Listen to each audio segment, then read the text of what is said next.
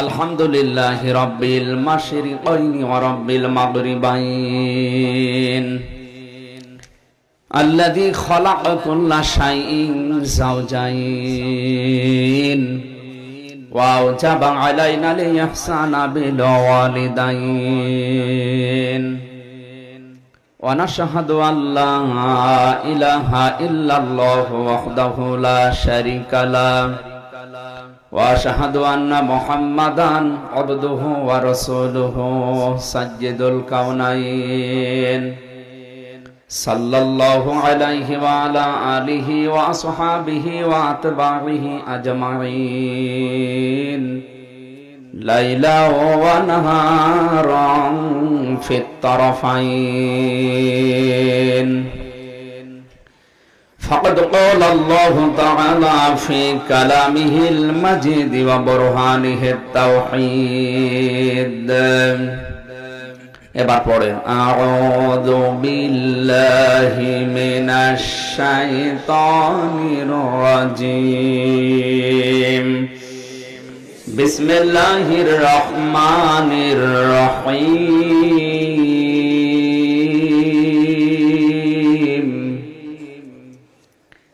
يا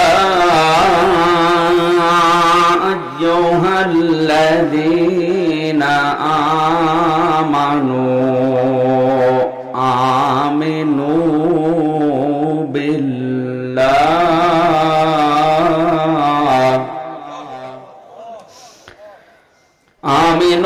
بالله ورسوله والكتاب الذي نزل على رسوله والكتاب الذي أنزل من قبل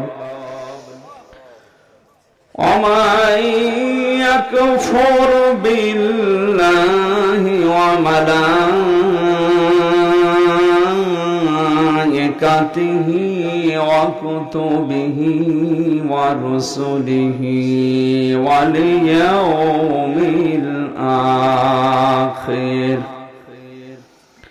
واليوم الآخر فقد ضل ضلالا بعيدا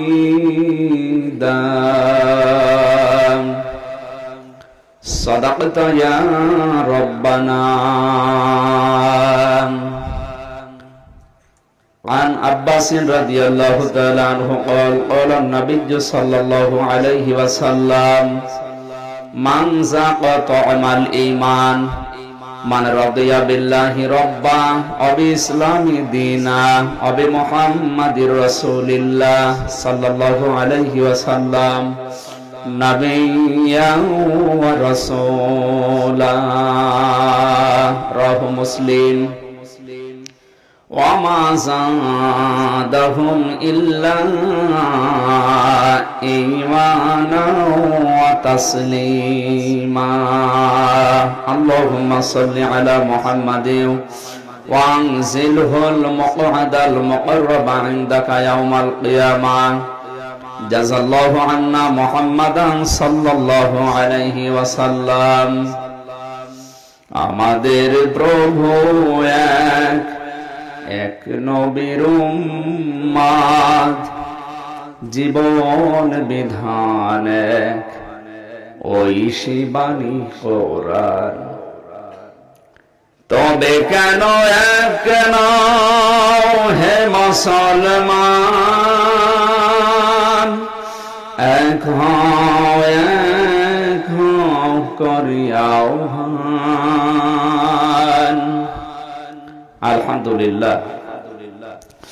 বাংলাদেশের ঐতিহ্যবাহী জেলা কক্সবাজার রামু থানার অন্তর্গত হিলফুল ফজল ইসলামী শান্তি সংঘের উদ্যোগে দক্ষিণ মিঠাছড়ি উচ্চ বিদ্যালয় ময়দানে ষষ্ঠ বাৎসরিক ঐতিহাসিক তাফসিরুল কোরআন মাহফিল ও সিরাতুন নবী সাল্লাল্লাহু আলাইহি ওয়াসাল্লামের পবিত্র অনুষ্ঠানের সম্মানিত সভাপতি, আমাদের অভিভাবক, সর্বজন শ্রদ্ধাভাজন ব্যক্তিত্ব, দক্ষিণ মিঠাছড়ি ইউনিয়ন পরিষদের সম্মানিত চেয়ারম্যান আমার আরাফাতের ভাই আলহাজ মোহাম্মদ ইউনুস আলী, আতালাল্লাহু উমরাহু ওয়া বারাকাল্লাহু ফি হায়াতি।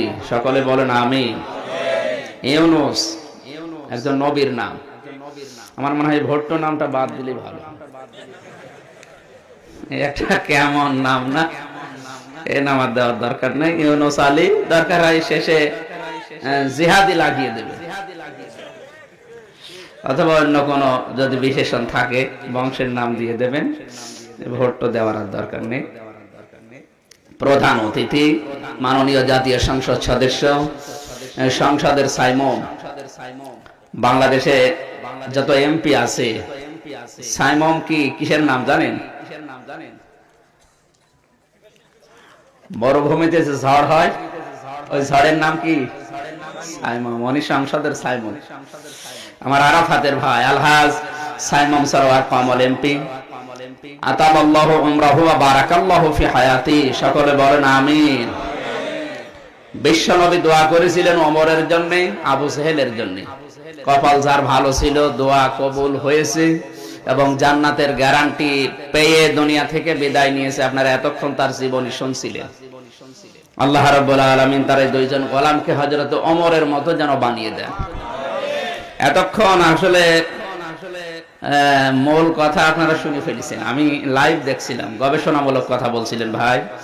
বাংলাদেশের ইসলামী গবেষক যে সমস্ত আলেমদের ভেতরে আছে তার ভেতরে অন্যতম মুফাসসিরে কোরআন, সেই বরিশাল বিভাগের পটুয়াখালীর কৃতি সন্তান শ্রদ্ধাভাজন বড় ভাই জনাব আলহাজ মাওলানা শাইখ জামাল উদ্দিন আতালাল্লাহু উমরাহু ওয়া বারাকাল্লাহু ফি হায়াতি। সকলে বলেন আমিন। আলোচনা রেখেছেন আপনাদের এই কক্সবাজারের সন্তান বিশিষ্ট ইসলামী চিন্তাবিদ মুফাসসিরে কোরআন মাওলানা আব্দুর রহিম বশরী দামাদ বারকাতুহুমুল আলিয়া, মাওলানা হুসাইন আহমেদ মাহফুজ, হাফেজ মাওলানা সাদউদ্দিন সহ যারা আলোচনা রাখলেন। আলেমদের কথা আমল করার তৌফিক আমাদের আল্লাহ দান করে। সফর সঙ্গী হয়ে সে ঢাকা থেকে আমার সাথে এসেছেন বড় ভাই মাওলানা আবুল কাশেম সহ নামনা জানা অন্যান্য ওলামা ইকরাম, সম্মানিত পরিচালক, সামনে বসা মুসলমান ভাইরা, পর্দার আড়ালে সম্মানিতা মা এবং বোনেরা, প্রশাসনের ভাইরা, প্রাণ প্রিয় কক্সবাজারবাসী, দল মত নির্বিশেষে আখিরাতের পুঁজি তৈরি করার জন্য এই অনুষ্ঠানে যারা হাজির হয়েছি, খুশি হয়ে বলছি আলহামদুলিল্লাহ। দরুদ আর সালাম পড়ছি আমাদের নবী মুহাম্মদুর রাসূলুল্লাহ সাল্লাল্লাহু আলাইহি ওয়াসাল্লামের প্রতি। আমরা খুব অল্প সময় পাবো, কারণ যে সময় প্রশাসন থেকে আমাদেরকে বলেছে আমরা সময় নির্ধারিত সময় শেষ করব ইনশাআল্লাহ। 10 ঘন্টা কথা শোনার দরকার নেই, আপনি আধা ঘন্টা শোনেন, কিন্তু মন দিয়ে শোনা লাগবে। মরণের পরে পৃথিবীর সব সম্পর্ক কাট হয়ে যাবে, ছিন্ন করে ফেলবে, কোনো সম্পর্ক বাকি থাকবে না। কেউ কারো সাথে সম্পর্ক রাখতে চাইলে ওর আর মনে থাকবে না। লিকুল্লি ইমরিইন মিনহুম ইয়াওমাইদিন শানুন ইউগনি। আল্লাহ তাআলা বলেন সেদিন প্রত্যেকেই নিজের চিন্তায় থাকবে, অন্যের কথা ভাবার সময় থাকবে না। সূরা মুমিনুনের 101 নম্বর আয়াতে আল্লাহ বলেন ফাইদা নুফিখা ফিস সূরি ফালা আনসাবা বাইনাহুম ইয়াওমাইদিন ওয়ালা ইয়াতাসাআলুন। যেদিন সিংহায় ফৎকার দেওয়া হবে, ফালা আনসাবা বাইনাহুম, নাসবের বহুবচন আনসাব। যত সম্পর্ক দুনিয়া আছে সে রক্তের হোক, রক্ত বাদ দিয়ে হোক, যত আত্মীয়তার সম্পর্ক, দলীয় সম্পর্ক সব কাট হয়ে যাবে। কারো সাথে কারো সম্পর্ক আর বাকি থাকবে না। ইয়াউমাইদি ওয়ালা ইয়াতাসালুন, এমনকি কেউ কারো সম্পর্কে জিজ্ঞাসাও করবে না যে অমুক কেমন আছে। শুধু একজন মানুষ সম্পর্ক রাখতে চাইবে, তিনি আমাদের নবী মুহাম্মদুর রাসূলুল্লাহ, যার জীবনী শোনার জন্য আপনি নাম দিয়েছেন সিরাতুন নবী সাল্লাল্লাহু আলাইহি সাল্লাম। কিয়ামতের ওই কঠিন ময়দানে যখন সূর ফাইদা নুফিখা ফিস সূর, ফুৎকার দেওয়া হবে হযরত ইসরাফিলের মাধ্যমে, জাহান্নাম যখন গর্জন দিতে থাকবে, ইযা রাআতুহুম মিন মাকানিন বাঈদিন সামিউ লাহা তাগায়্যুযা ওয়া যাফীরা।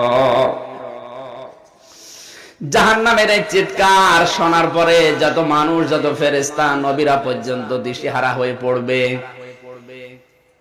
এমনকি ঈসা নবীর মতো এত বড় পাওয়ারফুল নবী, তিনিও বলবেন আল্লাহ আমার মা মরিয়মের ব্যাপারে আমার কোনো কথা কোনো প্রার্থনা তোমার কাছে নেই, আমার মা মরিয়মের সাথে কি ব্যবহার করবে তুমি ওটা আমি বলিও না, তুমি অন্তত আমারে বাঁচাও। মুসা নবী আলাইহিস সালামের মতো এত বড় নবী, তিনি বলবেন আল্লাহ আমি কারো পরিচয় দিতে চাই না, তুমি অন্তত আমাকে বাঁচাও। ইব্রাহিম নবীর মতো নবী, যাকে খলিলুল্লাহ বলা হয়, আল্লাহর প্রিয় বন্ধু, আল্লাহর পাকের এই প্রিয় বন্ধু, তিনি বলবেন আল্লাহ আমার বাবা আজরের সাথে তুমি যা ভালো লাগে করো, আমারও দেখার দরকার নেই, তুমি আমারে বাঁচাও। ইয়াউমা ইয়াফিরুল মারউ মিন আখিহি ওয়া উম্মিহি ওয়া আবিহি ওয়া সাহিবাতিহি ওয়া বানি, আল্লাহ বলেন সেদিন সর্বপ্রথম মানুষ দেখলেই পালিয়ে যাবে ভাইয়ের কাছ থেকে। তাও কেমন ভাবে পালাবে আল্লাহ ধরন দিয়েছেন। ইয়াফিরু শব্দের শাব্দিক অর্থ হচ্ছে খেচে দৌড় দেওয়া। খেচে দৌড় বোঝেন? বাঘে তাড়া দিলে যেভাবে দৌড়ায়, এরপরে মানুষ পালাবে তার মায়ের কাছ থেকে, বাবার কাছ থেকে, স্ত্রী, সন্তান, বন্ধু, নেতা নেত্রী আর যারা আছে এরপরে সিরিয়ালে। এখানে আপনি সিরিয়াল করে দেখবেন ভাইয়ের নাম, মায়ের নাম, বাবার নাম, স্ত্রীর নাম, সন্তানের নাম, বন্ধুর নাম, নেতা নেত্রীর নাম, 7 জনের নাম সিরিয়াল আকারে দেওয়া। আমার যতটুকু বাস্তবে আমি দেখেছি, বিপদে পড়লে এই 7 প্রকার মানুষ এগিয়ে যায়। কথা বলে না কেন? আর আল্লাহ পরিচয় দিচ্ছেন সিংহায় ফৎকার দেওয়ার পরে এরা আগে পালাবে। তাহলে বাংলাদেশে যে মানুষগুলো পীর সাহেবের উপরে ভরসা করে আছে, আমার মনে হয় পীর সাহেব বলবে আল্লাহ আমি পীর ছিলাম না, বলবে আমি পীর ছিলাম না, ও কিসের মুরিদ, ওরে আমি চিনি না। আপনি হাসতেছেন, এটা বাস্তব। অনেক মানুষ তো ভরসা করে আছে বাবা যখন ধরেছি জান্নাত একদিন যাব, ওই বাবা পরিচয় দেবে না, বলবে আমি বাবাই ছিলাম। কারণ মা যদি বলে যে না আমার সন্তান বলে কিছু ছিল না, আমার বিয়ে হয়নি, বাবাও বলবে যে ধরে আমি পাবো কোথায়, আমি তো দুনিয়ায় বিয়ে করিনি।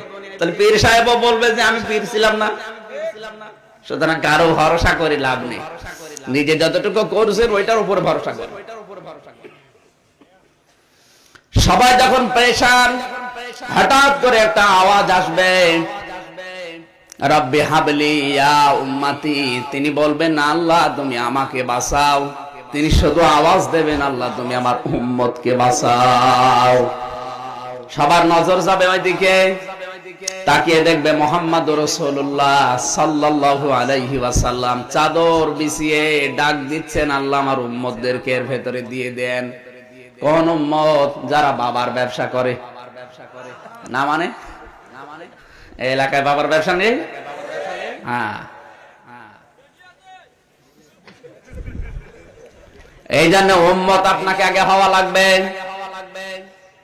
বিশ্ব নবী সুপারিশ করার জন্য এগিয়ে আসবেন, হঠাৎ আল্লাহ পর্দা ফেলে দেবেন। নবীজি বলবেন আল্লাহ এগুলো আমার উম্মত। আওয়াজ আসবে আপনার উম্মত আমিও জানি, কিন্তু আপনি দুনিয়া থেকে বিদায় নেওয়ার পর আপনার রেখে আসা ইসলামের উলট পালট করে ফেলেছিল। সঙ্গে সঙ্গে নবীজি এত রাগান্বিত হবেন, বলবেন সোহকান সোহকান লিমান গজ্জারা বাদি, দূর হয়ে যা, আমার পরবর্তীতে আমার রেখে আসা ইসলাম যারা উলট পালট করে ফেলেছিস তোরা আমার উম্মত না। জোরে বলেন নাউজুবিল্লাহ। আর এই হাদিসের বাস্তব সবচাইতে বেশি চলছে বাংলাদেশ আর ভারতে। আসল ইসলাম এখন নেই, সবই বানানো। কথা বুঝতেছে? ইবাদত হিসাবে যেগুলো আমরা দেখছি ওগুলো অধিকাংশই বানানো।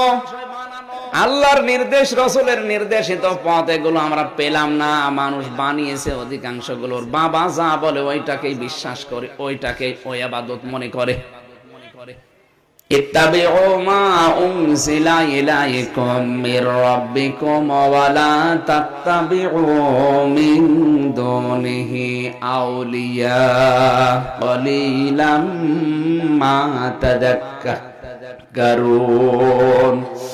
সূরা আরাফের 2 নম্বর আয়াতে আল্লাহ বলেন, সবাই মিলে অনুসরণ করো যেটা তোমাদের রবের পক্ষ থেকে তোমাদের উপরে নাযিল করা হয়েছে। রামবাসী সবাই বলেন তো, আমাদের রবের পক্ষ থেকে আমাদের উপরে যেটা নাযিল হয়েছে তার নাম কি? এটা কয়জন মিলে ধরবে? ইত্তাবিউ, সবাই মিলে অনুসরণ করো, ধরো। ওয়ালা তাত্তাবিউ, অনুসরণ করা যাবে না মিন দুনিহি আউলিয়া, ওলির বহু বচন আউলিয়া, কোন ওলির অনুসরণ করার দরকার নেই। তাহলে আল্লাহ বোঝা যাচ্ছে আল্লাহ ওলিদের উপরে খেপা। হ্যাঁ, বাংলা অর্থ শুনে মনে হচ্ছে আল্লাহ মনে হয় তার ওলিদেরকে দেখতে পারে না, অথচ বাস্তবটা এটা না। ওলির বহু বচন আউলিয়া দেওয়ার কারণে আল্লাহ ভালো করে জানে দুনিয়ায় এমন সময় আসবে আমার বান্দা বান্দীদের ভেতরে অনেকেই আমি আল্লাহর উপরে তাদের আব্বাকে মনে করবে। আপনি কোরআনের কথা হাদিসের কথা বলবেন, বিশ্বাস করবে না, বলবেন আমার বাবা বলিস, তোর বাবা বড় হয়ে গেল। এই জন্য সব ওলি আল্লাহ মাইনাস করে দিয়েছেন, যে ওলি কোরআন আর হাদিস মানে না ওটা ওলি না। কারণ যে জিনিস যত ভালো তার নকল বের হয় তত বেশি। ওলি তো ভালো, ওলি মানে বন্ধু। ঈমান যারা আনে আল্লাহ তাদেরকে বন্ধু হিসাবে ডাক দিয়েছেন, আল্লাহু ওয়ালিয়ুল্লাযিনা আমানু। যারা ঈমান আনে আমি আল্লাহ নিজেই তাদের বন্ধু হয়ে যাই। জোরে বলেন সুবহানাল্লাহ। এই শব্দটাকে পুঁজি করে অনেক ভণ্ড আজ অলির নাম নিয়ে জমজমাট ব্যবসা করে যাচ্ছে, আর এটা সব চাইতে বেশি চট্টগ্রাম বিভাগে, যদিও এদিকে প্রভাব পড়েনি। এজন্য ওলি আল্লাহর অনুসরণের আগে দেখতে হবে ওলি আল্লাহ এবং রাসূলকে মেনে চলে কিনা। কোরআনে কারীমের সূরা নিসার 59 নম্বর আয়াতে দেখবেন, আতিউল্লাহ ওয়া আতিউর রাসূলা ওয়া উলিল আমরি মিনকুম আছে। এই যে আতিউ শব্দটা, এটা ফেল, এটা ভার্ব, এটা ক্রিয়া। এই শব্দটা আল্লাহ নিজের নামে রাসূলের নামে দিয়েছেন, কিন্তু উলিল আমর যারা নেতৃত্ব দেবে, যারা আপনাকে পথ দেখাবে, তাদের নামের আগে কিন্তু নেই। চিন্তা করলাম কেন নেই? আমার এই ছোট্ট মেধায় এটা ধরা পড়েছে, আল্লাহ রাসূলকে মানা লাগবে, কোনো প্রশ্ন করা যাবে না। কথা বুঝতেছে? আল্লাহ রাসূলকে মানতে গেলে কোনো প্রশ্ন না, প্রশ্ন করা যায় আপনার বুঝে আসুক বা না আসুক। কিন্তু আল্লাহ রাসূলের পরে দুনিয়ায় যেই হোক তাকে যদি আপনি মেনে চলতে চান, অবশ্যই প্রশ্ন না করে মানা যাবে না। কারণ নবীজি বিদায় হজের ভাষণের দিন যে 27 মিনিট কথা বললেন, তার সর্বশেষ তারাকতু ফীকুম আমরাইন লান তাদিল্লু মা তামাসসাকতুম বিহিমা কিতাবুল্লাহি ওয়া সুন্নাতু রাসূলি। তিনি বলেছিলেন, আজ আমার সামনে 1,14,000 সাহাবী বসে আছে। এখানে আবু বকর আছে, ওমর আছে, ওসমান আছে, আলী আছে, রিদওয়ানুল্লাহি তাআলা আলাইহিম আজমাইন আছে। কিন্তু নবীজি কারো নাম বলেননি। তিনি বলেছিলেন, তোমাদের জন্য আমি 2টা জিনিস রাখলাম, আল্লাহর কিতাব আর আমার সুন্নাহ। কথা বুঝতেছেন? নবীজিকে বলতে পারতেন না যে আমার বাম পাশে ওমর বসে আছে, ডান পাশে আবু বকর আছে, এরা জান্নাতের সার্টিফিকেট ধারী, এদেরকে রেখে গেলাম। বলেছিলেন? কথা বলা লাগবে। বলেছিলেন? আপনি এখান থেকে কিছু নিতে পারেন না। যারা জান্নাতের সার্টিফিকেট নিয়ে বসে আছে জিন্দা অবস্থায়, নবীজি তাদের দিকে ইঙ্গিত দিলেন না, বললেন কোরআন আর সুন্নাহ রাখলাম। আর বাংলাদেশে আজ 48,000-এর উপরে পীর। অধিকাংশ দরবারে দেখা যায় বাবা মরে গেলে গদ্দিনসীন পীর হয় ওর ছেলে। ঘন্টা ফেরার জায়গা পাও না, ওটা গদ্দিনসীন শয়তান। কিসের পীর? হযরত ওমর যদি বলতেন আমার ইন্তেকালের পর আমার সন্তান বসবে আব্দুল্লাহ সিয়ারে, কেউ নিষেধ করতো না? করতো? নবীজি যদি বলতেন আমার ইন্তেকালের পরে আমার মেয়ে ফাতেমা বসবে সিয়ারে, কেউ নিষেধ করতো না? আরো হযরত ওমর বলেছিলেন, না আমার ছেলে যেন না বসে। এ কথা উঠতে পারে যে ওমর মারা গেছে, নিজের ছেলেকে সিয়ারে বসিয়েছে। আমি এইটা চাই না, মানুষ যেন কথা বলতেও না পারে, আমার ছেলের যোগ্যতা থাকলেও যেন না বসে। সাহাবীদের ভেতরে যাকে যোগ্যতা সম্পন্ন মনে করো তাকে বসিয়ে দাও। আপনি ইসলাম কোন জায়গা থেকে নিয়েছেন আমি তো টের পাচ্ছি না। ইসলাম তো নেওয়া লাগবে আল্লাহ পাক রাসূল এবং সাহাবায়ে কেরামের কাছ থেকে। কথা বলেন না কেন? আমি যে পয়েন্ট পর্যন্ত এসেছিলাম, বিশ্ব নবী সার্টিফিকেটধারী জান্নাতের মানুষগুলো কারো দিকে ইঙ্গিত করেননি, আর আপনি কোন সাহসে মারা যাওয়ার পরে আপনার ছেলেকে বসিয়ে রেখে যান বলেন? এটা ইসলাম না। আর এই কথা বলতে গেলে ওই পীর সাহেবরা কি আমারে বলবে যে আমার দরবার আরো জিন্দা করছে? বলবে না যে দরবার খেয়ে ফেলছে? একবার ঝিনাইদহ নিয়ে গেল শৈলকুপা থানায়, যখন আমি 3rd ইয়ারে পড়ি বিশ্ববিদ্যালয়ে। আমারে বলছে হুজুর শিরিকের উপরে আলোচনা করেন, যে দেখি পীর সাহেবকে মেয়েরা সেজদা দিচ্ছে। ওইটাই শুরু করলাম, শিরিক কত প্রকার কি কি। পীর সাহেব বলছে ওরে নামা, আমার দরবার গেল গেল। আপনার দরবার গেল মানে আপনার দরবার এখনই যাবে। আমার বন্ধুরা, এই জন্য অনুসরণ করা লাগবে শুধুমাত্র আল্লাহর পক্ষ থেকে যেটা নাজিল হয়েছে। তার নাম কি? সবাই মিলে বলেন। এই কোরআনের সাথে যদি কারো সম্পর্ক না থাকে, সে বাবা হলে, সে পীর সাহেব হলেও তাকে মানা। আশা করি আমার কথা বোঝা গেছে। কিয়ামতের ওই কঠিন ময়দানে পর্দা যখন পড়বে, নবীজি বলবেন দূর হয়ে যা, যারা আমি বিদায় নেওয়ার পরে আমার রেখে আসা ইসলামকে উলট পালট করে ফেলেছিলে। আমার তো মনে হয় বাংলাদেশের যে অবস্থা, এই কথা নবী বলবে। কথা বলেন না কেন? এই জন্য আপনি রেখে আসা ইসলামকে উলট পালট করে ফেলবেন না। বানানো ইসলাম মানা যাবে না, সে যেই বানাক। আলিয়াউমা নাখতিমু আলিয়াউমা আকমালতু লাকুম দীনাকুম ওয়া আতমামতু আলাইকুম নি'মাতি। ইসলাম পরিপূর্ণ হয়ে আছে, কিয়ামত পর্যন্ত নতুন করে কিছু দেওয়া লাগবে না। এখান থেকে কিছু বাদও দেওয়ার দরকার নেই। কথা বুঝতেছেন? পরিপূর্ণ ইসলাম আমাদের সামনে যখন আছে, এটা মেনে বিশ্ব নবীর উম্মত হয়ে যেন তার সামনে দাঁড়াতে পারি। জোরে বলেন আমিন। কিয়ামতে নবীজি বলবেন না আল্লাহ রাবিয়া বসরিকে বাঁচাও, আমির হামজাকে বাঁচাও। বলবে কি? বলবে আমার উম্মতকে বাঁচাও। আজকের এই ময়দানে সিরাতুন নবীর অনুষ্ঠানে হাজির হয়ে আমরা নবীর উম্মত হতে চাই। নবীর উম্মত যারা দাবি করবে তাদের 2টি গুণ থাকা বাঞ্ছনীয়। কয়টা? وَمِمَّنْ خَلَقْنَا أُمَّةً يَهْدُونَ بِالْحَقِّ وَبِهِ يَعْدِلُونَ। কোরআনে কারিমে 2 জায়গায় আয়াতটি আছে। আল্লাহ পাক বলেন, হে নবী, আপনার উম্মতের ভেতরে যদি জান্নাত পেতে চায় তাহলে 2টা গুণ থাকা লাগবে। ইয়াহদুনা বিল হাক্কি, তারা সত্য পথ মানুষকে দেখাবে।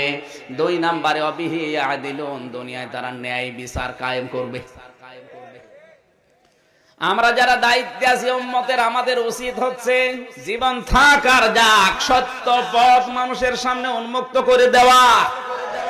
2 নম্বরে ন্যায় বিচার কায়েম করার দায়িত্বে যারা আছে রাষ্ট্রে তাদের, আর আমাদের উচিত তাদের সাহায্য করা। কথা বলেন ঠিক কিনা? এই 2টি গুণ দুনিয়ায় জীবিত থাকা অবস্থায় অর্জন করার তৌফিক আল্লাহ যেন ভিক্ষা দেন। জোরে বলেন আমিন। আমরা যেখানে বসে আছি চাই এই জমিনটা কিয়ামতে আমাদের পক্ষে দাঁড়াক। কথা বলেন কেন? যেন মানুষের সাক্ষী 4 প্রকার হবে। মরণের পরে সাক্ষী কয় প্রকার হবে? 1 নম্বরে আপনার শরীরের ভেতরে সাক্ষী দেবে আপনার হাত আর আপনার পাও। আলিয়াউমা নাখতিমু আলা আফওয়াহিহিম ওয়া তুকাল্লিমুনা আইদিহিম ওয়া তাশহাদু আরজুলুহুম বিমা কানু ইয়াকসিমুন। সূরা ইয়াসিনের 65 নম্বর আয়াতে আল্লাহ বলেন, আজকের এই দিনে তোর মুখ আমি সেলাই করে দিলাম। মুখ দিয়ে আর কোনো কথা বের হবে না। এখন তো ওই কথা বলবে তোর হাত। আমি আল্লাহর সাথে কি কথা বলবে? তোর পা কথা বলবে আমার সাথে। এই সাক্ষীর দিকে তাকিয়ে যদি আপনি আশ্চর্য হন, 2 নম্বর সাক্ষী হিসাবে দাঁড়াবে কিরামান কাতিবিনা ইয়ালামুনা মা তাফআলুন। সূরা ইনফিতারের 11-12 নম্বর আয়াতে আল্লাহ বলেন, সম্মানিত লেখক দুইজন কিন্তু তোর সাথে আছে। কি লিখছে? আপনি যা করছেন ওইটা লিখছে। কিয়ামতে ওই লিখিত জিনিস আবার দুই রকম হবে, একটা ভিডিও ক্লিপ আকারে আর একটা কিতাব আকারে। হয়তো অনেকেই মনে করে যে কিতাব আকারে হলে অনেক লাইন আমি বাদ দিয়ে চলে যাব, ধরতে তো পারবে না। এই জন্য এই আমল নামার দুইটা অর্থ হয়, এক নম্বরে কিতাব, দ্বিতীয় নম্বরে ভিডিও ক্লিপ। ভিডিও ক্লিপ আকারে যে দেখাবে এটার প্রমাণ কোথায় আছে? সূরা জিলজালের শেষের দুই আয়াতে আল্লাহ তথ্য দিয়েছেন, ফামাইয়ামাল মিসকালা যাররাতিন খায়রান ইয়ারা ওয়া মাইয়ামাল মিসকালা যাররাতিন শাররান ইয়ারা। দুনিয়াতে যে ব্যক্তি ভালো মন্দ কাজ যাররা পরিমাণেও করবে, কিয়ামতের দিন সে দেখতে পাবে। কি পাবে? বলেন বলেন বলেন। এই পৃথিবীতে আপনি বিনা কারণে করেন আর কারণেই করেন, দুনিয়াতে যদি ওটা লিখিত নাও থাকে, মনে করেন কেউ লেখেনি, ফেরেশতারা লিখেছে, কিয়ামতের দিন হয়তো আপনি ওটা পড়তে চাবেন না, কিন্তু আল্লাহ পাক ভিডিও আকারে আপনার এই চোখে দেখাবে। ভিডিও আকারে যে দেখানো সম্ভব, এটা কি এখন বোঝা খুব কঠিন? কঠিন না কেন? এই ক্যামেরার কারণে। এই ক্যামেরা যতদিন আবিষ্কার হয়নি ততদিন এর শব্দের শাব্দিক অর্থ আলেমরা লিখতো, দেওয়া হবে। কিন্তু এখন ভিডিও ক্যামেরা আবিষ্কার হওয়ার পরে যারা তাফসীর লিখছে তারা ওখানে দেওয়া হবে, আর লেখে নাই, তারা লিখছে দেখানো হবে। আপনি যারা পরিমাণে ভালো মন্দ যাই করেন, কিয়ামতে আপনি দেখতে পাবেন। জোরে বলেন সুবহানাল্লাহ। কিতাবটা হাতে পাওয়ার পরে 3 নম্বরে সাক্ষী হিসাবে আল্লাহ বলবেন, পড়। ইকরা কিতাবাকা কাফা বিনাফসিকা লিয়াউমা আলাইকা হাসিবা। সূরা বানী ইসরাঈলের 14 নম্বর আয়াতে আল্লাহ বলেন, পড়, জান্নাত পাবি না জাহান্নামে যাবি, তুমি নিজে আজকে যথেষ্ট। বান্দা আমলনামা হাতে নিয়ে পড়বে, হঠাৎ করে দেখবে কক্সবাজারে হোটেলে বান্ধবী নিয়ে রাত কাটিয়েছে, ওই লাইনটা বাদ দিয়ে চলে যাবে। এরকম মানুষ তো এই জেলায় নেই, এগুলো সব বাইরের জেলা থেকে আসে। সুতরাং ভিডিও আপনি বাইরের জেলায় ছেড়ে দিন।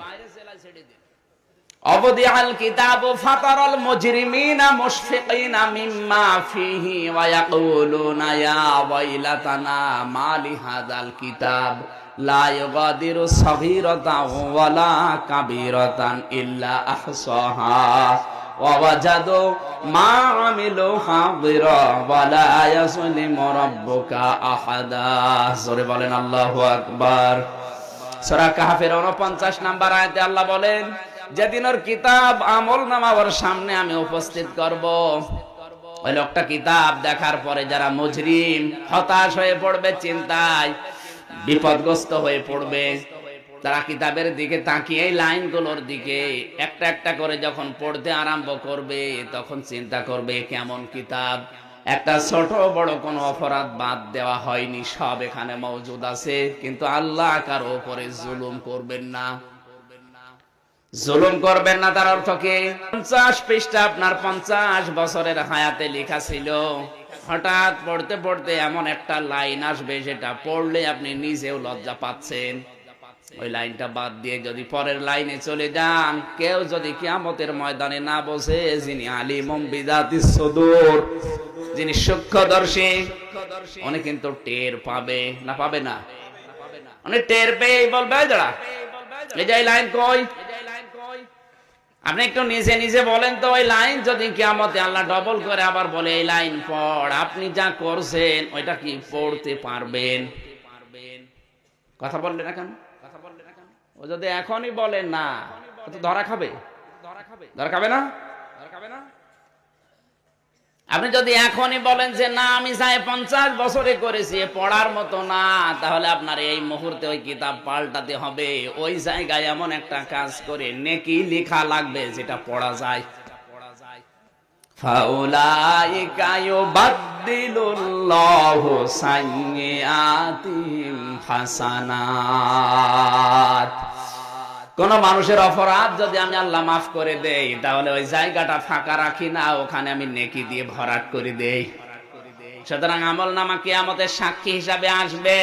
ওই আমল নামা এমন অবস্থায় যেন আল্লাহর সামনে দেয় যে আমল নামা পড়তে আমার আরো আনন্দ লাগবে। কথা বলেন ঠিক কিনা?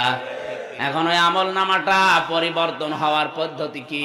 আল্লাহ এর আগে দুইটা শর্ত দিয়েছেন, ইল্লা মান তাবা ওয়া আমানা ওয়া আমিলা আমালান সালিহান ফাউলাইকা ইউবাদদিলুল্লাহ। সূরা ফুরকানের ৭৭-৭১ নম্বর আয়াত। আল্লাহ পাক বলেন, যে লোকটা বাড়ি থেকে বের হওয়ার সময় এই নিয়ত করেছিল যে আল্লাহ আজকে আমি তওবা করে ভালো হয়ে যাব। কি করে বলেন না কেন? আজকে আমি মাহফিলে যাচ্ছি, কোরআনের অনুষ্ঠানে তওবা করে ভালো হয়ে যাব। ২ নম্বরে যে ভালো ভালো কথাগুলো শুনবো, ওই ভালো কথাগুলো আমার প্র্যাকটিক্যাল লাইফে আমি কাজ করে দেখাবো। এই দুইটা শর্ত যদি বান্দা মেনে নেয়, তাহলে আজকের এই ময়দানে বসার কারণে ওর পেছনের যত অপরাধ ছিল মাফ করে ওইটা আমি আল্লাহ নেকি বানিয়ে দেব। বাদদালা ইউবাদদিলা তাবদিলান। এখানে কিন্তু মজারে দিয়েছেন আল্লাহ বর্তমান, ভবিষ্যৎ, প্রেজেন্ট, ফিউচার। ইউবাদদিলুল্লাহ, আল্লাহ বদল এখন করছে ভবিষ্যৎ। যদি আপনি এরকম নিয়ত করেন, করে দেবে। সাজ্জিয়াত বহু বছর, হাসানাত বহু বছর, একটা গোনাও আল্লাহ বাকি রাখবে না। যত গোনায় আমি এই ২৮ বছর বয়সে করেছি, কোরআনের আজকের এই অনুষ্ঠানের বরকতে আমার আল্লাহ ২৮ বছরের গোনা পুরাটাই নেকি বানিয়ে দেবে। শর্ত কয়টা? দুইটা। ১ নম্বরে বাড়ি থেকে বের হওয়ার সময় আমার নিয়ত থাকবে যে আমি তাওবা করে ভালো হব। কি করি? তাওবা মানে আস্তাগফিরুল্লাহ।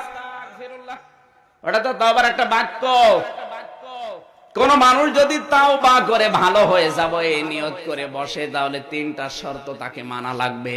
১ নম্বরে বলতে হবে যে আমি অপরাধী। আপনি অপরাধের স্বীকৃতি দেবেন।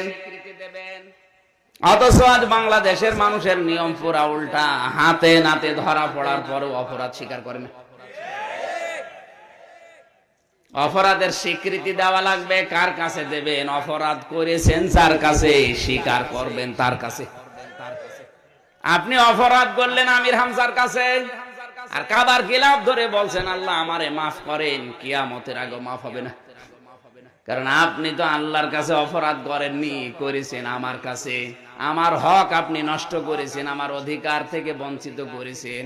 আমাকে যখন ওই অধিকার ফিরিয়ে দিয়ে আমার হক দেবেন, আমি যদি মন থেকে বলি ঠিক আছে মাফ করে দিলাম, আপনি মাফ পাবেন। এবার যাদের মাথায় মগজ আছে একটু চিন্তা করেন তো, খালি আস্তাগফিরুল্লাহ পড়লে মাফ হবে, এটা কি ঠিক? যে যে জায়গায় আছেন ওখান থেকে ভাবেন আপনি আসলে তাওবা করছেন না ইয়ার কি করছেন। আমার যতটুকু ধারণা আপনি আসলে ইয়ার কি করছেন। কারণ একজনের কাছে অন্যায় করেছেন, আর একজনের কাছে সে মাফ চাচ্ছেন। হবে মুনাফিকদেরকে আল্লাহ ক্ষমা করে না, ওরাও কিন্তু তওবা করে, ওরাও আস্তাগফিরুল্লাহ রাব্বি মিন কুল্লি যামবি ওয়া তুব ইলাইহি পড়ে। এরপরও মুনাফিকদেরকে আল্লাহ ক্ষমা করে না, মাফ করে না, মারা যাওয়ার পরে জাহান্নামের নিচে দেয়। মুনাফিকরা মারা গেলে ওদের কবরের পাশেও দাঁড়ানো জায়েজ নেই। এত বড় কঠিন কথা আল্লাহ দিয়েছেন কেন? কারণ মুনাফিকরা মুখ দিয়ে যেটা বলে ওদের মুখের কথা, ওটা মনের কথা না। মুনাফিকদের মুখের সাথে মনের কথার কোনো মিল নেই। এদের যেহেতু মুনাফিক নেই, এই জন্য এটা না বলাই ভালো। যাদের মুখের কথার সাথে মনের কথার মিল থাকবে না, সে যেই হোক, ও বাংলাদেশের যদি সবচাইতে বড় পীর সাহেব হয়, তাও সে মুনাফিক। এ তো পীরের নাম বললাম। কত হাসি সাহেবকে আমি কাবা শরীফের গিলাফ ধরে কথা বলতে দেখেছি। এই যে নোয়াখালী কোম্পানিগঞ্জে বাড়ি এক হাসি, 16 সালে হাসে গিয়ে দেখো কাঁদতেছে। কি কাঁদেন কেন? বলছে আমি মরবো। মরবেন মানে? আমি আর দেশে যাব না, দেশে কিছু নেই, এ দেশে কাবা শরীফ আছে, নবীর রওজা আছে, আমি এখানেই মরবো। চিন্তা করলাম কাবার গিলাফ ধরে দোয়া করলে কবুল হয়ে যায়, ও সাতাবান মরে যায় কিনা। বললাম দাদা হোস্টেলে চলেন। হোস্টেলে নিয়ে গিয়ে নাস্তা করাচ্ছি, হঠাৎ দেখি বাইরে ঝড় হচ্ছে। বললাম দাদা আপনার দোয়া কবুল হয়ে গেছে, আপনি প্রস্তুতি নেন। কেন? আপনি কাবার গেলাম ধরে দোয়া করলেন যে আপনি মরবেন, দেখেন কি ঝড়, আপনি এবার বাইরে যাবেন আর আপনার দোয়া কবুল। আমার বসে হুজুর এ দোয়া আমি বছরের জন্য করিনি, কি সিটা, আগামী বছর যদি আসি তখন ওর মুখের কথা আর মনের কথা এক না। তারপরে 17 সালে আমি নোয়াখালীর কোম্পানিগঞ্জে গেলাম, ওই মুরব্বী এসে বলছে হুজুর আসসালামু আলাইকুম, কি দাদা মরেননি? না, আগামী বছর যদি যায়, তার মানে ও যাবেও না মরবেও না। কাবার গেলাম ধরেছি টারি, ওর মুখের কথা ছিল না মনের কথা? মুখের। বলেন বলেন, আপনি আন্দাজে মাপ চাবেন হবে না, মন দিয়ে বলা লাগবে যে আমি আসলে কিন্তু অপরাধী, আর অপরাধ স্বীকার করা লাগবে। করেছেন যার কাছে স্বীকার করবেন। এক কথা বলুন, এই পৃথিবীতে অনেকেই 7.5 তওবা, আর আমরা তওবা মনে করে আস্তাগফিরুল্লাহ রাব্বি মিন কুল্লি, এত চামড়ার মুখ, যা কোথায় বলে। তাহলে এই টেন্ডেন্সি তৈরি করা দরকার, অপরাধ যার কাছে স্বীকার করবেন। বলেন বলেন, অপরাধ যার কাছে স্বীকার হবে। 2 নাম্বার, আপনাকে অনুশোচনা করা লাগবে, অনুতপ্ত হওয়া লাগবে, তাও মন থেকে। এটা না, অনেকে মরিয়ে যায় তারপরে ওর বৃদ্ধি কমে না, অনুশোচনা তো দূরের কথা। এটা অন্যায় করার পরে অনুশোচনা করবে, অনুতপ্ত হবে, নরম হবে না, ওর আরো বৃদ্ধি বাড়ে। পরিচিত হয়েছে কি তোরে আল্লাহ মাফ করবে কি দেখি, কথা বুঝতেছেন? আপনার মন থেকে অনুতপ্ত হওয়া লাগবে। একজন মুরব্বীকে যদি আপনি অসম্মান করেন, এলাকায় চেয়ারম্যান যিনি, মানুষজন ডাক দিয়ে বলছে এই ছেলে এই মুরব্বীর কাছে ক্ষমা চা, মাফ চা, নাই তো তোরে পিটাবো। তখন ওই ছেলেটা গিয়ে বলছে মুরব্বী মাফ কর। মন থেকে বলছে, ওরে আরো মারার দরকার না? যে বলছে মুরব্বী মাফ কর, আমার মনে হয় মারির আরো দেরি আছে। ও যদি অনুতপ্ত হয়ে অনুশোচনা করে মুরব্বীর হাত পা চেপে ধরে বলে মুরব্বী আমার ভুল হয়ে গেছে, আমারে মাফ করে দেন, অবশ্যই তাকে মাফ করে দেবে। এই জন্য আপনি মাফ চাবেন, ঠিক আছে, এমনি এমনি চাইলে হবে না, লোক দেখানোর জন্য না, মন থেকে চাওয়া লাগবে। রব্বুকুম আ'লামু বিমা ফি নুফুসিকুম ইন তাকুনু সালিহিনা ফাইন্নাহু কানা লিল আওয়াবিনা গফুরা। জোরে বলেন আল্লাহু আকবার। 3 নাম্বারে আপনাকে বলা লাগবে জীবনে আর এই কাজ আমি আর করব না, জীবনের মতো ফিরে আসলাম। এই 3টি শর্ত যখন মানবে, আমার আল্লাহ তার জীবনের অপরাধগুলো শুধু মাফ করবে না, ওটা পুরা পাল্টিয়ে নেকি বানিয়ে দেবে।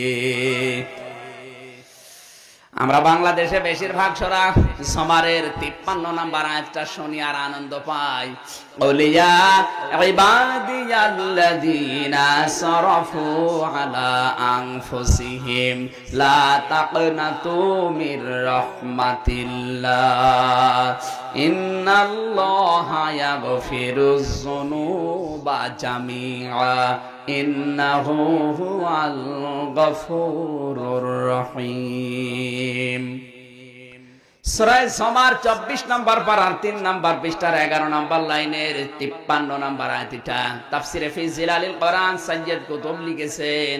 আল্লাহ তাআলা বলেন, হে আমার বান্দা বান্দিরা, নফসের উপরে জুলুম করে অত্যাচার করে যারা আজ নিজেদেরকে ধ্বংস করে ফেলেছো, মনে করছো আল্লাহ মনে হয় আর মাফ করবে না, আমার রহমত থেকে নিরাশ হয়ে যেও না, ফিরে আসো, অবশ্যই আমি আল্লাহ সব গুনাহ মাফ করে দিচ্ছি, দেব।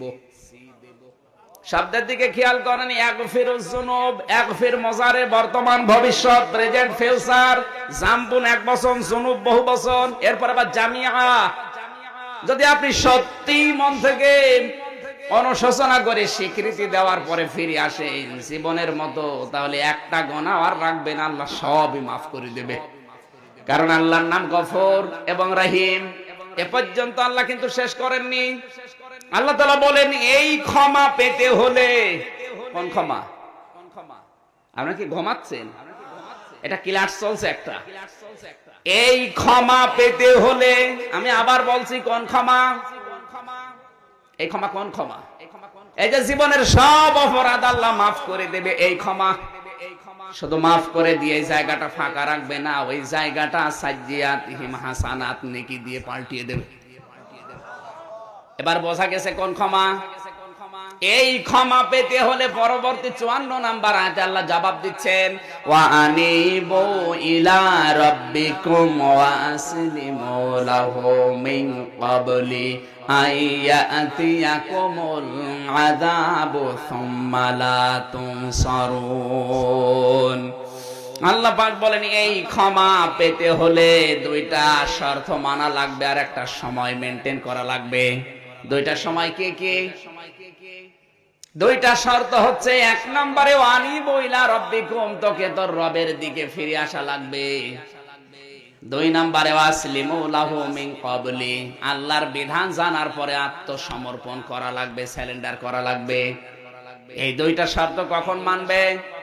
আইয়াতিয়াকুমুল আযাবু সুম্মা লা তুনসারুন, ওই আযাব আসার পূর্বে যখন আর তোদের সাহায্য করা হবে না। রামবাসী সবাই বলেন তো, মানুষকে সাহায্য করা হবে না কোন সময়? মরণের সময়।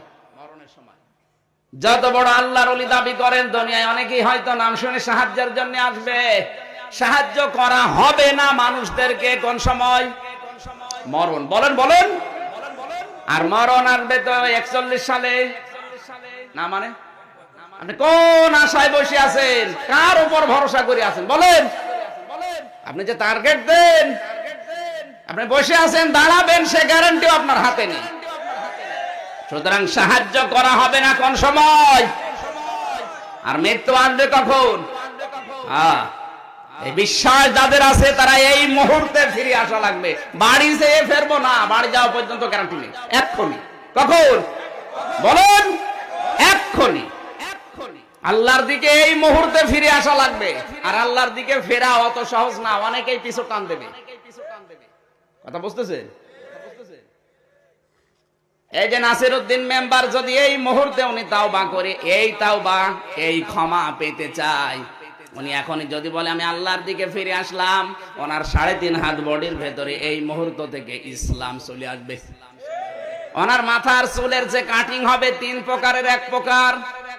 আর যদি বলে না মাথার চুলটা আমি কাকা ম্যারাডোনা মেসির মতো কাটি, বাকিগুলো ঠিক করছে, হবে। এরপরে যদি নিচে নামে দাড়ি, দাড়ি তো নেই, রাখবে ইনশাআল্লাহ। কোরআনের হাফেজের বাবা, আর দাড়ি নেই, যুবক সাজছে এখন।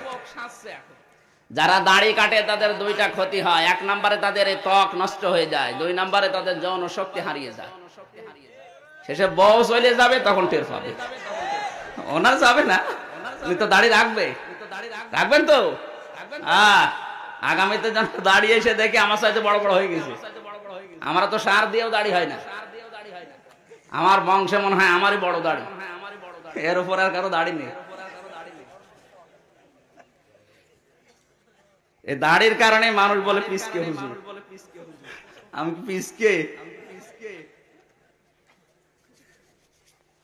এরপরে যত নিচে নামবেন, আপনার 3.5 হাত বডির ভেতরে যেন আজকে ইসলাম এখন থেকে আপনি কারণ ফিরে এসেছেন আল্লাহর দিকে। 2 নম্বরে উনি এতদিন আল্লাহর বিধান ইসলাম জানতো না, এখন জানবে একটা একটা করে। আজকের সূরা নিসার 136 নাম্বার আমি আয়াত পড়েছি, এর ভেতরে যে ঈমান, এর ব্যাখ্যা আজকে দেব। উনি জানার পরে বলবে হ্যাঁ আমি আল্লাহর কাছে আত্মসমর্পণ করলাম। এই 2টা শর্ত মানবে কখন? 21 সালে। কখন? এক্ষুনি। সুতরাং আমরা বাঁশি ওয়াজ, ওই সমস্ত ওয়াজ না, টাটকা ওয়াজ করতে চাই, আর টাটকা ভাবে এখন মেনে নিলাম। এই 2টা শর্ত, এই একটা সময় মেনটেন করে যদি উনি আজকেই তওবা করতে পারে, আর এখন যে ভালো ভালো কথাগুলো বলা হবে, যদি সত্যিই আমল করার নিয়ত নিয়ে এখানে বসে, ওর জীবনের কোনো অপরাধ আল্লাহ বাকি রাখবে না। এই 40-45 বছরের সব জায়গাটা আল্লাহ বাকি জায়গা নেকি দিয়ে পাল্টিয়ে দেবেন। তখন কিয়ামতে আমলনামা পড়তে আরো আনন্দ লাগবে। 4 নম্বরে সাক্ষী হিসাবে যেখানে বসে আছেন, এই মাটির নিচে যা আছে ও মাটি কিন্তু সাক্ষী দেবে। ওয়া খরাজাতিল আরদু মিসকালাহা। সূরা জিলজালের 2 নম্বর আয়াতে আল্লাহ বলেন মাটির ভেতরে যা আছে মাটি সব উদ্গীরণ করে দেবে। তার মানে যেখানে বসে আছেন এই ময়দানটা যেন অন্তত কিয়ামতে আল্লাহর কাছে বলে আল্লাহ এই লোকটা ভালো মানুষ ছিল। জোরে বলেন আমিন। সাক্ষী আমরা কয়টা পেলাম? 4টা। এ ছাত্র তো সেরকম ভালো মনে হচ্ছে না। কয়টা বলেন বলেন? প্রথম আপনার শরীরের ভেতরে আছে অঙ্গ প্রত্যঙ্গ, এরপরে 2 জন ফেরেশতা আছে সম্মানিত, এরপরে আপনার আমলনামা, এটা ভিডিও আকারেও হতে পারে, কিতাব আকারেও হতে পারে। 4 নম্বরে মাটিতে যেখানে আছেন এই মাটির ভেতরে থেকে সাক্ষী আসবে। আল্লাহ যেন 4টা সাক্ষী আমাদের পক্ষে রাখার তৌফিক দেন। জোরে বলেন আমিন। আমি কোরআনে কারিমের একটা আয়াত পড়েছি, সূরা নিসার 136 নম্বর আয়াত। 176টা আয়াত আছে, 24টা রুকু আছে।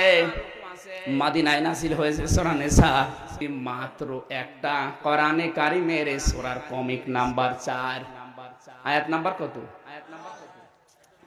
136। আমি 4 ভাগের 1 ভাগ পড়ব আর অতটুকুর তাফসীর করব।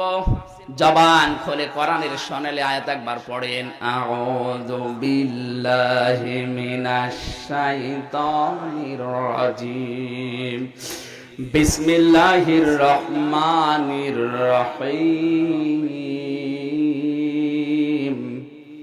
ইয়া আইয়ুহাল্লাযীনা আমানু আমিনু বিল্লাহ। এই পর্যন্ত থাক, অনেক বড় আয়াত এটা, প্রায় 3 লাইন। 3 লাইন তো হবে না, আমরা 3 লাইনের 1 লাইনের হাফ লাইন পড়লাম। আল্লাহ পাক ডাক দিয়েছেন শুধুমাত্র যারা ঈমানদার তাদেরকে। কাদের? কোন বেঈমান কিন্তু এই আয়াতের মুখাতেব না। সুতরাং যদি কোন বেঈমান থাকেন আপনি কেটে পড়েন, আপনার জন্য আয়াত না, আপনার আলাদা আয়াত আছে। আসতেছেন মানে আপনার জন্য আয়াত না। এখানে আল্লাহ ডাক দিয়েছেন কোন বেঈমানকে না ঈমানদারকে। এখন ঈমান আপনার আছে কিনা কি দেখে তারপরে বসবেন। সাহাবী প্রশ্ন করলেন, হে নবী আমার ঈমান আছে, আমি টের পাবো কি করে? নবীজি বললেন, ইদা সাররাতকা হাসানাতুকা ওয়া সাআতকা সাজ্জিয়াতুকা ফানতা মুমিন। যখন তোমাকে তোমার ভালো কাজগুলো আনন্দ দেবে আর অন্যায় কাজগুলো তোমাকে কষ্ট দেবে, পীড়া দেবে, তখন বুঝবে তোমার ঈমান আছে। এখানে যারা আছেন বসে, ভালো কাজ সবার কাছে ভালো লাগে, বলেন না কেন? না, এমনকি অন্যায় কাজ সবার কাছে অন্যায় মনে হয় না, আরো আনন্দ নিয়ে করে। সুতরাং যাদের কাছে অন্যায় কাজগুলো অন্যায় মনে হয় না, যদি ওই রকম কেউ থাকেন আপনি আগে থেকে চলে যান। কারণ আপনার জন্য আজকের আলোচনা না, আপনার জন্য আলাদা দিন আসবো, আপনার আলাদা আয়াত পড়বো। ঈমানদার যারা আছেন, আমি আবার বলছি, আপনার ঈমান আছে কিনা কি দিয়ে আপনি পরিমাপ করবেন? তার থার্মোমিটার হচ্ছে যখন ভালো কাজগুলো আপনাকে আনন্দ দেবে, আপনার ভালো লাগবে, সে ভালো কাজ যেই করুক। আপনার মন থেকে বলেন তো, যে আদর্শে আপনি মানেন না কেন আজকের এই অনুষ্ঠান, এটা জান্নাতের একটা পরিবেশ, এটা কি ভালো কাজ না খারাপ কাজ? এই ভালো কাজও অনেকে এই এলাকার ভালো লাগে না। তাহলে যে মুসলমান দাবি করে নামাজ পড়ে, রোজা রেখে, দাড়ি রেখে, জুব্বা গায়ে দিয়ে এই ভালো কাজকে ভালো লাগলো না, ও নামাজ পড়তে পারে কিন্তু ওর ঈমান নেই। ওই রকম কেউ থাকলে আপনি আগের থেকে চলে যান। দেখেন তো কেউ উঠছে নাকি? না, নেই। আর অন্যায় কাজ যেই করুক, আপনার অন্যায় কাজ দেখলেই কষ্ট লাগবে আপনার কাছে। এই কথা বলছেন না কেন? এবার আসেন ঈমানদারকে ডাক দিয়ে আল্লাহ বললেন, আমিনু বিল্লাহ। ঈমানদারেরা ঈমান আনো। কি আনো? এই কথাটা কেমন হয়ে যাচ্ছে? ঈমানদারকে ডাক দিয়ে যদি আল্লাহ আবার বলে ঈমান আনো, আল্লাহর কি মাথা খারাপ? কথা বলেন না কেন? এই জন্য একটা মাদ্রাসার প্রিন্সিপাল সুপার সাহেব আবুল কাশেম সাহেব যদি উনি কোন ছাত্রকে ডাক দিয়ে বলে, এই ছেলে তুমি আবার ভর্তি হও, ছেলেটা ভর্তি হয়ে চিন্তা করছে আমি তো ভর্তি হয়ে আসলাম, ও যদি গয়াকার ধয়াকার হয়, কি হয়? গয়াকার ধয়াকার কি হয়? গাদা মানে ও যদি গাদা হয় চিন্তা করবে কি বলে মাওলানা, আমি ভর্তি হয়ে আসলাম আবার বলে ভর্তি হও। ও প্রিন্সিপালের মাথায় মাথা ঠিক নেই। আর যদি ছেলেটা বুদ্ধিমান হয় চিন্তা করবে না, ভর্তি হওয়ার পরে যখন প্রিন্সিপাল আবার ভর্তি হওয়ার বলে অবশ্যই মনে হয় আমার গ্রামের নাম ভুল হয়েছে। কথা বলে না কেন? আমার বাবার নাম মনে হয় ভুল হয়েছে, অথবা দস্তখত দেওয়া দরকার ছিল, সই করার দরকার, আমার মনে হয় সই করা হয়নি। ও যদি বুদ্ধিমান হয়, চালাক হয়, আবার কেরানির কাছে যাবে, ভর্তি ফর্ম নেবে, ওগুলো কমপ্লিট করে জমা দেবে। কথা বলেন ঠিক কিনা? আজকের আলোচনা যদি গাধা মার্কা ইমানদার দাবি করে, কে? ওর জন্য না, ও আজকের পয়েন্ট গুলো শোনার পরে বলবে কি বলছে। ইমানদারকে ডাক দিয়ে আবার ইমান আনার কথা বলে, ও হুজুরেরও মাথা ঠিক নেই, আল্লাহ তো মাথা ঠিকই নেই।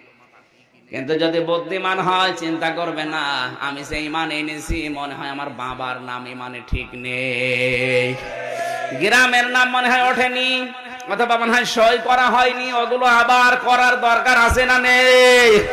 এখন আমি একটা একটা করে আপনাকে পয়েন্ট আকারে বলবো, আপনি সেইটাই দেখবেন, নেই ওই জায়গায় সই করবেন। করবেন তো? এখানে শব্দটা হচ্ছে আমিনু বিল্লাহ, ঈমান আনো কার প্রতি? আরো জোরে। এই কথাটা আমি এখনো ভালোভাবে আয়ত্ত করতে পারিনি, সেই ছোটবেলায় পড়েছিলাম, সে কায়দার পেছনে ছিল। আমানতু বিল্লাহি কামা হুয়া বিআসমাইহি ওয়া সিফাতিহি ওয়া ক্বাবিলতু জামিয়া আহকামিহি ওয়া আরকানি। ওই সময় শুধু পড়ে রেখেছিলাম, বুঝি নাই। এখন তাফসীর করতে গিয়ে দেখি ওইটাই সব। কোন মানুষ যদি বলে আমি ঈমান আনলাম আল্লাহর প্রতি, তাহলে এই কথাটার সাথে চারটা কথা জড়িয়ে আছে। কয়টা? আরো জোরে। আপনি এবার মিলাবেন যে চারটা ঠিক আছে কিনা। এক নাম্বার আপনার মায়ের নাম, বাবার নাম, গ্রামের নাম, আর আপনার সই দস্তখত যেটা বলে। আমি ঈমান আনলাম আল্লাহর প্রতি, এ কথার সাথে জড়িত কয়টা কথা? আরো জোরে বলা লাগবে। আমি আল্লাহকে বিশ্বাস করি, আপনারা কথা বলেন না কেন? আমি আল্লাহর প্রতি ঈমান এনেছি, আপনারা। তাহলে এই হিসাবে কয়টা কথা মানা লাগবে? আমি এমন আল্লাহর প্রতি ঈমান এনেছি যার অস্তিত্ব আছে। আমানতু বিল্লাহি কামা হুয়া। আমি এমন আল্লাহর উপরে ঈমান এনেছি যার অস্তিত্ব নেই। কথা বলেন না কেন? না, এই কথাটার স্বীকৃতি আজ পৃথিবীতে 4,500 ধর্ম আছে। প্রত্যেকটা ধর্মে কম বেশি মানুষ আছে। প্রতিটি ধর্মের মানুষ এই প্রথম পয়েন্টটা মানে। তারা যাকে পূজা করে, সেবা করে, অর্চনা করে, দেবতা বলে মানে, তাদেরও অস্তিত্ব আছে। এই কথা বলেন না কেন? হিন্দুরা যাদের পূজা করছে তাদের দেবতার অস্তিত্ব নেই না? নেই। তারা 33 কোটি দেবতার পূজা করে। আমরা যারা মুসলিম দাবি করি, আমাদের খোদা কয়জন? আমরা আমাদের আল্লাহর অস্তিত্ব আছে বলে বিশ্বাস। এ বিশ্বাস আবু জাহেল করতো না? মানে কোরআনে কারীম জানিয়েছে, ওয়ালা ইন সাআলতাহুম মান খালাকাস সামাওয়াতি ওয়াল আরদা লা ইয়াকুলুনাল্লাহ। 4 জায়গায় কোরআনে আছে, হে নবী আপনি যদি আবু জাহেলকে জিজ্ঞাসা করেন আসমান জমিন কে বানিয়েছে, ওরা বলবে আল্লাহ বানিয়েছে। শুধু আল্লাহ বানিয়েছে তা না, লা ইয়াকুলুনাল্লাহ, লামে তাকিদ নুনে সাকিলা, গ্যারান্টি দিয়ে বলবে আল্লাহ বানিয়েছে। কে? তার মানে আবু জাহেলের ঈমানের সাথে আমাদের ঈমানের প্রথম পয়েন্টে মিল আছে না? লোক যে বিশ্বাস করতো আল্লাহর অস্তিত্ব আছে, আমরাও বিশ্বাস করলাম আছে, তাহলে আমরা দুইজনেই এক। কথা বলা লাগবে। আমরা দুইজনে এখন এক। এর পরের পয়েন্টে যাব। শুধুমাত্র আবু জাহেল না, ওই জামানায় যারা কাফের তারা সবাই মানতো যে আল্লাহ একজন আছে। নবীজির দাদা আব্দুল মুত্তালিব, কি নাম শোনেননি? আব্রাহা বাদশা যেদিন কাবা ঘর ধ্বংস করার জন্য আসে, ওই দিন এই লোকটা কাবার চাবিকে, কাবার যে মুলতাজাম নামক জায়গাটা আছে ওখানে রেখে দিয়ে বলেছে, কাবার মালিক আমি জানি এ ঘর তোমার, আমি তো খাদেম, ওরা যা করতে এসেছিল আজকে আমার দ্বারা আর সম্ভব না। আমি তোমাকে দায়িত্ব দিয়ে গেলাম, তোমার ঘর তুমি রক্ষা করো। কাবা শরীফ আল্লাহর ঘরে বিশ্বাস আবু আব্দুল মুত্তালিবের ভেতরে ছিল না ছিল না? তৃতীয় নম্বর পয়েন্ট হচ্ছে, নবীজি যেদিন নবুয়ত পাওয়ার পরে বাড়িতে আসলেন, খাদিজাকে বললেন জাম্মিলুনি জাম্মিলুনি ইয়া খাদিজা, আমাকে ঢেকে দাও, আমি ভয় পেয়েছি।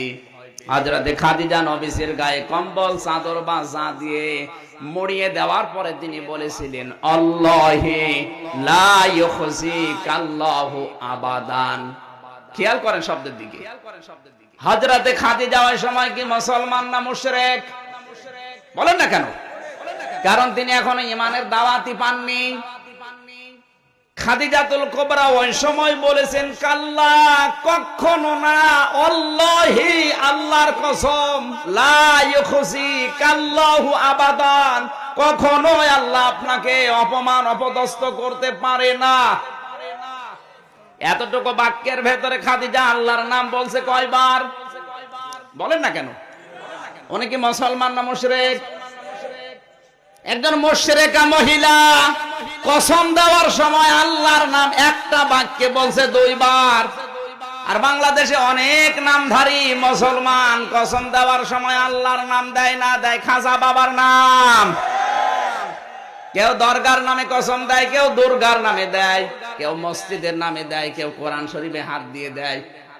এমনকি এখানে অনেক মানুষ বসে আছে যারা কসম দেওয়ার সময় প্রেমিকার মাথায় হাত দেয়। প্রেমিকার মাথায় হাত দিয়ে বলছে আল্লাহর কসম আমি তোরে ভুলে যাব না। ও কসম কাটা কি জায়েজ হচ্ছে না হারাম? হাত দিয়েছে কোথায়? বিয়ের আগে যেখানে হাত দিচ্ছে, হাত দেওয়া জায়েজ না হারাম? এরকম কসম দিয়েছেন কারা? হাত তোলেন তো। কি এখানে আছে আমি জানি, হাত তোলেন। কোন ওই যে একজন তুলেছে। কি বললেন আপনি বলেন তো? যে সকিনা আমি জীবনে তোমার ভুলে যাব না, আল্লাহর কসম। এ কসম কাটাও হারাম, হাত দেওয়াও। হ্যাঁ, হাত দেওয়া জায়েজ আছে বিয়ের পরে না, মানে বিয়ের পরে যদি স্ত্রীর মাথায় আপনি হাত বুলিয়ে দেন, সেই কয়টা চুল পড়বে ওই কয়টা সওয়াব হবে।